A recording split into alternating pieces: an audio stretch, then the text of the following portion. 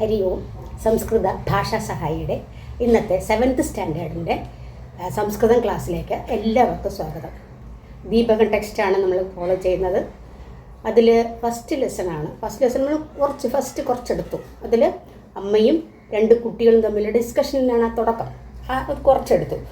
അതിൽ നമ്മൾ പറഞ്ഞത് ഇപ്പോൾ ഉദാഹരണമായിട്ട് വന്ദേ മാതരം ഇതി ഗീതം കഹ ലിഖിതവാൻ, ആരാണ് എഴുതിയത് വന്ദേ മാതരം ഇതി ഗീതം?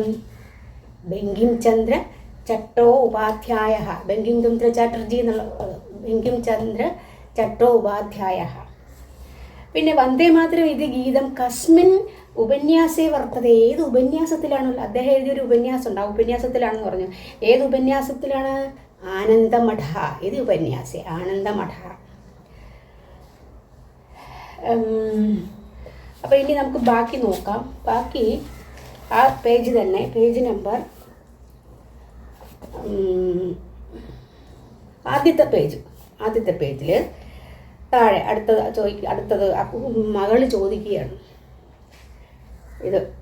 മകള് ചോദിക്കുകയാണ്, മാതാ ഇതം ഗീതം കസ്യാം ഭാഷായാമസ്തി? ഇതം ഗീതം എന്ന് പറഞ്ഞാൽ ഇത് എന്നുള്ള അർത്ഥത്തിൽ. ഇതം ഗീതം കസ്യാം ഭാഷായാം, കിം ശബ്ദത്തിൻ്റെ സ്ത്രീലിംഗമാണ് കസ്യാം.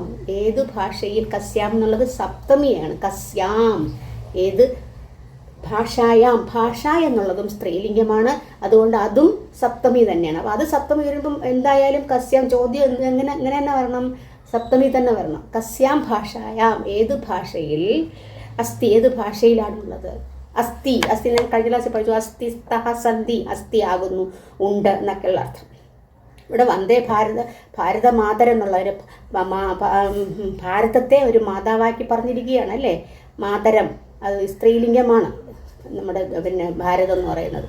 അപ്പോൾ ആ ഭാരതമാകുന്ന അമ്മയെ അഹം വന്ദേ, ഞാൻ വന്ദിക്കുന്നു എന്നാണ്. അപ്പോൾ അതിൽ ഈ വന്ദേ മാതരം എന്ന ഈ ഗീതം കസ്യാം ഭാഷായം ഏത് ഭാഷയിലാണ് ഉള്ളത്? അപ്പോൾ അമ്മ പറയാണ്, പുത്രി ഏതത് ഗീതം സംസ്കൃത ബംഗ്ലാച്ച ഇതി ഭാഷാദ്വയേ വർത്തതേ. ഏതത് ഗീതം, ഏതത് ശബ്ദം, ഏതത് എന്ന് പറയുമ്പോൾ നപുംസകലിംഗമാണ്. ഈ ഗീതം, ഏതത് ഗീതം സംസ്കൃതത്തിലും ബംഗാളി ച ഇതി ഭാഷാദ്വയേ രണ്ട് ഭാഷയിലും, അതാണ് ദ്വയേ എന്ന് പറയുമ്പോൾ രണ്ടെന്നുള്ള കാണിക്കുന്നത്. ഭാഷാദ്വയേ രണ്ട് ഭാഷയിലും വർത്തതേ ഉണ്ട്, രണ്ട് ഭാഷയിലും ഉണ്ട്. അപ്പോൾ മകൻ ചോദിക്കുകയാണ്, മാതാ അസ്മിൻ ഗീതേ വർണ്ണ്യവിഷയഃ കഃ അസ്തി? എന്താണ് ഈ വർണ്ണ്യവിഷയം? അസ്മിൻ എന്ന് പറഞ്ഞാൽ അതൊരു സപ്തമി ഏകവചനമാണ്. അസ്മിൻ ഗീതേ എന്നുള്ളത് സപ്തമി ഏകവചനം. ഗീതത്തിൽ ആ ഗീതത്തിൽ എന്ന് പറയുമ്പോൾ ആ ഗീതത്തിൽ എന്നുള്ളത് എന്ത് തന്നെ വരണം? ഈ ഗീതത്തിൽ എന്നുള്ളത് എന്ത് തന്നെ വരണം? സപ്തമി തന്നെ വരണം. അതുകൊണ്ടാണ് അസ്മിൻ ഗീതേ, ഈ ഗീതത്തിൽ വർണ്ണ്യവിഷയഃ കഃ? വർണ്ണ്യവിഷയ എന്തിനെ കുറിച്ചാണ് വർണ്ണിക്കുന്നത് എന്നുള്ളത്, അതിനകത്തുള്ള വർണ്ണ്യവിഷയം എന്താണ്, വർണ്ണിക്കുന്നത് എന്തിനെക്കുറിച്ചാണ് പറയുന്നത് എന്നുള്ളത്. അപ്പം മാത പറയാണ്, പുത്ര അസ്മിൻ ഗീതേ ഭാരതമാതുഃ സ്വരൂപസ്യ രമ്യം വർണ്ണനമസ്തി. ഭാരതമാതുഃ എന്ന് പറഞ്ഞാൽ എന്താ? മാതാവിൻ്റെ ഷഷ്ടി ഏകവചനമാണ്.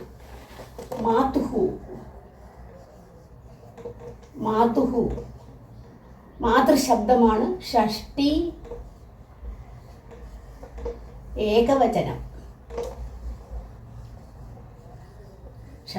ഏകവചനമാണ്. ബാക്കി രൂപങ്ങൾ എങ്ങനെ വരും? മാതുഹു മാത്രോഹോ മാതൃണാം എന്നാണ്.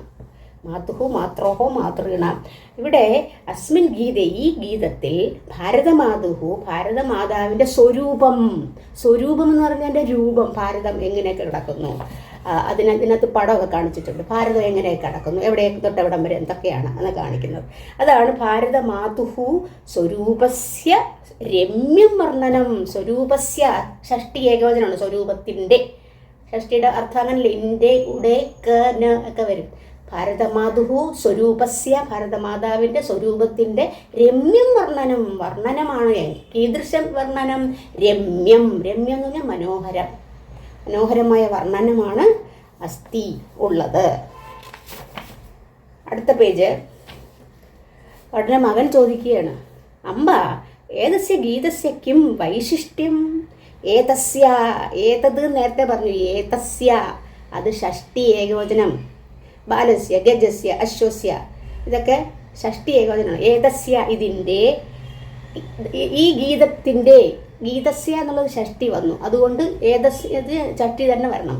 ഏതസ്യ ഗീതസ്യ ഈ ഗീതത്തിൻ്റെ ക്കും വൈശിഷ്ട്യം, ഈ ഗീതത്തിൻ്റെ അല്ലെങ്കിൽ ഗീതത്തിന് എന്ത് വൈശിഷ്ട്യമാണുള്ളത്, എന്ത് പ്രത്യേകതയാണുള്ളത്?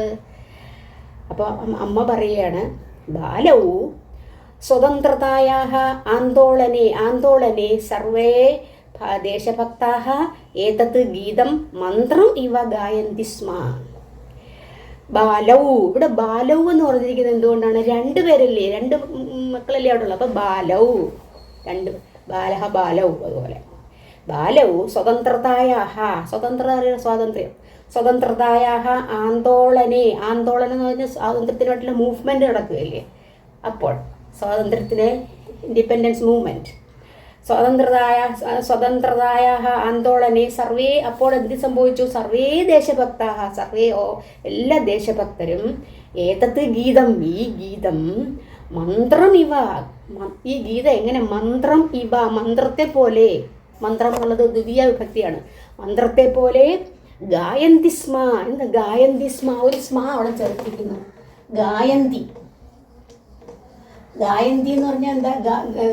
ഗായതി, ഗായത, ഗായന്തി.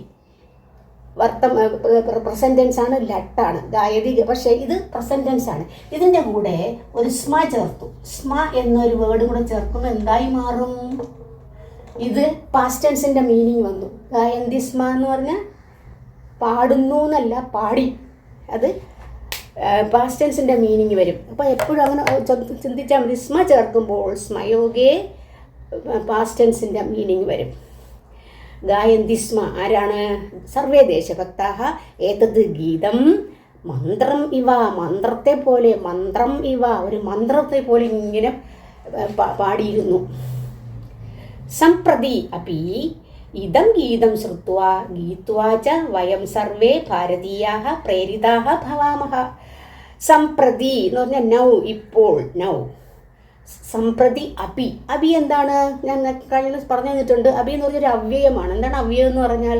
സാധാരണ പിന്നെ സംസ്കൃതത്തിൽ വാക്കുകൾ, നാമങ്ങളൊക്കെ വരുമ്പോൾ എന്ത് ചെയ്യണം? അതിന് വിഭക്തികൾ വരും, വചനം വരും, ഒക്കെ വരും. പക്ഷേ ഇതിന് അങ്ങനെയല്ല. ഈ വചനം പിന്നെ ലിംഗമൊക്കെ വരും. പക്ഷേ ഈ പിന്നെ അവ്യയങ്ങൾക്ക് അങ്ങനെ ഒന്നുമില്ല, അതുപോലെ തന്നെ നിൽക്കുന്നു. അതുകൊണ്ടാണ് അപി. അപി എന്ന് പറഞ്ഞാൽ മീനിങ് എന്താ? ഓൾസോ. അപ്പോൾ സംപ്രതി അപി, ഇപ്പോഴും ഇതം ഗീതം, ഈ ഗീതം ശ്രുത്വാ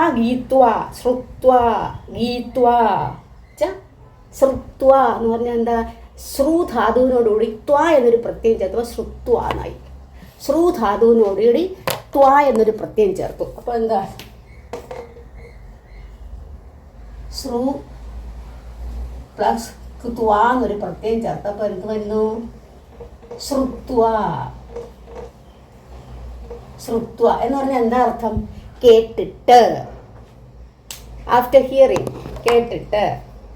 അപ്പം ശ്രുത്വ, ഈ ഗീതം ശ്രുത്വ കേട്ടിട്ട്, ഗീത്വ പാടിയിട്ട്, ഗീധാതുവിനോട് ത്വ ചേർത്തം ഗീത്വ. ഇതുപോലെ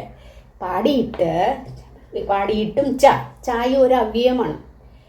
വയം സർവേ ഭാരതീയാഹ പ്രേരിതാഹ ഭവാമഹ. വയം സർവേ നമ്മളെല്ലോ ഭാരതീയരും ഭാരതീയാഹ പ്രേരിതാഹ ഭവാമഹ, അതിനോട് പ്രേരിതരായി തീർന്നു.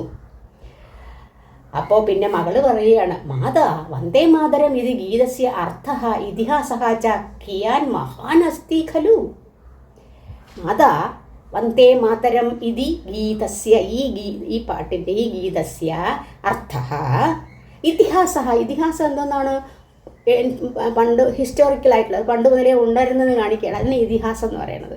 ഇതിഹാസവും അതിൻ്റെ അർത്ഥവും കിയാൻ മഹാൻ എത്ര മഹത്വമുള്ളതാണ്. കിയാൻ മഹാൻ അസ്തി ഖലു, എത്ര മഹത്വമുള്ളതാണല്ലേ ചോദിക്കുകയാണ്. അപ്പം മകൻ പറയുന്നു അമ്പ എന്ന് പറയുമ്പോൾ അമ്മ, മാതാ, അമ്പ ഒക്കെ വരാം. അമ്പ ആവാം അസ്മാകം രാഷ്ട്രധ്വജസ്യ വിഷയെ അഭി കിഞ്ചിത് ജ്ഞാതും ഇച്ഛാമഹ. ആവാം അസ്മാകം രാഷ്ട്രധ്വജസ്യ, അസ്മാകം എന്തെന്നാണ്? നമ്മുടെ അസ്മാകം രാഷ്ട്രധ്വജസ്യ.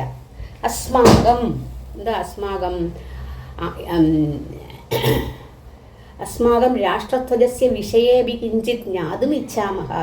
കിഞ്ചിത് ജ്ഞാതും, ഇവിടെ ഈ സെൻറ്റൻസിൽ ഇതെങ്ങനെ, what is the verb in that sentence? സെൻറ്റൻസിൽ വെർബ് നിങ്ങൾ കണ്ടുപിടിച്ചോ? എന്താ വെർബ്? ലാസ്റ്റ് കണ്ടോ? ഇച്ഛാവഹ, ഇച്ഛാമി, ഇച്ഛാമഹ. ഏത് പുരുഷനാണത്? ഉത്തമ പുരുഷനാണ്. ഇച്ഛാമി, ഇച്ഛാവഹ, ഇച്ഛാമഹ. അപ്പോൾ അവിടെ എന്തുകൊണ്ടാണ് ഇച്ഛാവഹ എന്ന് പറയുന്നത്? ആവാം എന്ന് പറഞ്ഞു. അഹം, ആവാം, വയം. അഹം, ആവാം, വയം എന്ന് പറഞ്ഞാൽ എന്താ അർത്ഥം?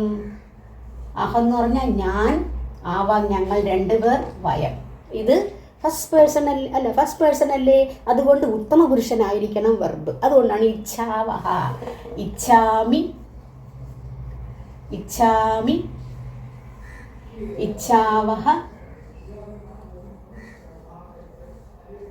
ഇച്ഛാമഹ. എന്താ ഇച്ഛാന്ന് പറഞ്ഞാൽ? ഇഷ്ടപ്പെടുന്നു, ആഗ്രഹിക്കുന്നു എന്നൊക്കെ പറയാം. ഞാൻ ആഗ്രഹിക്കുന്നു. അപ്പോൾ ഇവിടെ അഹമാണെങ്കിൽ അഹം ഇച്ഛാമി, ആവാം ഇച്ഛാവഹ, വയം ഇച്ഛാമഹ. ഇച്ഛാമി അല്ല, ഇച്ഛാമഹ,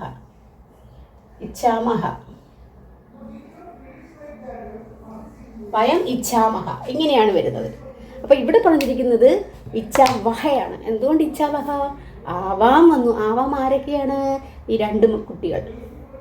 അസ്മാകം രാഷ്ട്രധ്വജസ്യ. അസ്മാകം അസ്മത് ശബ്ദമാണ്. അസ്മത് ശബ്ദം എന്ന് പറഞ്ഞാൽ അഹം, ആവാം, വയം. ഇതിൻ്റെ ഷഷ്ടിയാണ് അസ്മാകം. ഷഷ്ടി ബഹുവചനം. മമ ആവയോഹോ അസ്മാകം. മമ എന്ന് പറഞ്ഞാൽ എൻ്റെ, ആവയോഹോ ഞങ്ങൾ രണ്ടുപേരുടെ, അസ്മാകം ഞങ്ങളുടെ. മമ ആവയോഹോ അസ്മാകം ഞങ്ങളുടെ എന്നുള്ള അർത്ഥത്തിൽ. അസ്മാകം. അപ്പം അസ്മാകം രാഷ്ട്രധ്വജസ്യ. ധ്വജ എന്ന് പറഞ്ഞാൽ എന്താ? ധ്വജ ഫ്ലാഗ്. ധ്വജസ്യ അതിൻ്റെ ഷഷ്ടിയാണ്. രാഷ്ട്രധ്വജസ്യ. അസ്മാകം ആരുടെ? നമ്മുടെ രാഷ്ട്രധ്വജസ്യ. അപ്പം നമ്മുടെ രാജ്യത്തിൻ്റെ രാഷ്ട്രധ്വജം, ഇത് ഫ്ലാഗിൻ്റെ. വിഷയേ രാഷ്ട്രധ്വജസ്യ വിഷയേ അപി. വിഷയത്തിലും. അപി എന്ന് പറഞ്ഞാൽ ഓൾസോ എന്നുള്ള അർത്ഥം. പിന്നെ ഇത് എന്താണത്? അവ്യയമാണ്. കിഞ്ചിത് ജ്ഞാതും. കിഞ്ചിത് ജ്ഞാതും. ഞാ ധാതുവിനോടുകൂടി തുമിൻ എന്നൊരു പ്രത്യേകം ചേർക്കും. ജ്ഞാതും എന്ന് പറഞ്ഞാൽ അറിയാൻ, അറിയുവാൻ എന്നുള്ള അർത്ഥത്തിൽ. നേരത്തെ നമ്മൾ ത്വാ പഠിച്ചില്ലേ? ശ്രുത്വ എന്ന് പറഞ്ഞാൽ കേട്ടിട്ട്. അതുപോലെ വേറെന്ന് പറഞ്ഞല്ലോ, ഗീത്വ പാടിയിട്ട്. പക്ഷെ ഇത് അങ്ങനല്ല. തുമിൻ എന്നൊരു പ്രത്യേകം ചേർക്കും. ജ്ഞാതും അറിയുവാൻ. ഇച്ഛാവഹ ആഗ്രഹിക്കുന്നു, ഞങ്ങൾ അറിയുവാൻ ആഗ്രഹിക്കുന്നു. അപ്പം അമ്മ പറയുക സാധു എന്ന് പറഞ്ഞാൽ കൊള്ളാം. അധുന വയം ഭാരതമാതുഹു ത്രിവർണധ്വജസ്യ ച വിഷയേ ജാനീമഹ. അധുന നൗ ഇപ്പോൾ വയം ഭാരതമാതുഹു ഭാരതമാതാവിൻ്റെ ത്രിവർണധ്വജസ്യ. ധ്വജം എന്ന് പറഞ്ഞാൽ ധ്വജ എന്ന് പറഞ്ഞാൽ എന്താണ്? ഫ്ലാഗ്. കീദൃശ ധ്വജ? ത്രിവർണധ്വജസ്യ. ത്രിവർണ്ണ അല്ലേ? ധ്വജത്തിന് ഫ്ലാഗിന് എത്ര കളറാണ്? ത്രിവർണ്ണം, 3 വർണ്ണമാണ്. വർണ്ണം നിറം. ത്രിവർണധ്വജസ്യ ച വിഷയേ ജാനീമഹ. അത് നമ്മൾക്ക് മനസ്സിലാക്കാം. അതിനെക്കുറിച്ച് നമുക്ക് പറയാം. ഇത്രയാണ് ഇവിടെ പറഞ്ഞിരിക്കുന്നത്. അപ്പോൾ ഇവിടെ നമ്മൾ പഠിച്ചതിൽ നമ്മൾ 2-3 വാക്കുകൾ പഠിച്ചു. അമ്പ എന്നൊരു വാക്ക് വന്നു അല്ലേ? അമ്പ എന്ന് പറഞ്ഞാൽ എന്താ? മാതാവ് എന്നുള്ള അർത്ഥമാണ്. അമ്പ വേറെ എന്തൊക്കെ പറയാം? അംബ മാതാ ജനനി. അംബ മാത അല്ലെങ്കിൽ മാത എന്ന് പറഞ്ഞാലും അംബ ജനനി. അംബ ജനനി. അംബ ജനനി എന്നാണ് അമ്മയ്ക്ക് പറയുന്നത്. പിന്നെ അടുത്തത്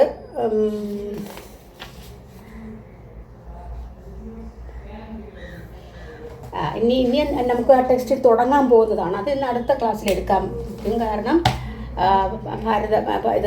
ഇതിനെക്കുറിച്ചും ഒക്കെ പറയണ്ടേ. അതിൻ്റെ ലെസൺ ആകുമ്പോഴത്തേക്ക് ഇന്നുകൊണ്ടത് കുറച്ച് ഒരു പാരഗ്രാഫ് എടുക്കാൻ പറ്റില്ല. അതുകൊണ്ട് അടുത്ത ദിവസം ബാക്കി അടുത്ത ഫസ്റ്റ് പാരഗ്രാഫ് എടുക്കാം. അപ്പോൾ ഇന്നത്തെ ക്ലാസ് ഇവിടെ പൂർണ്ണമാകുന്നു. അടുത്ത ക്ലാസ്സിൽ കാണുന്നവരെല്ലാവർക്കും നന്ദി, നമസ്കാരം.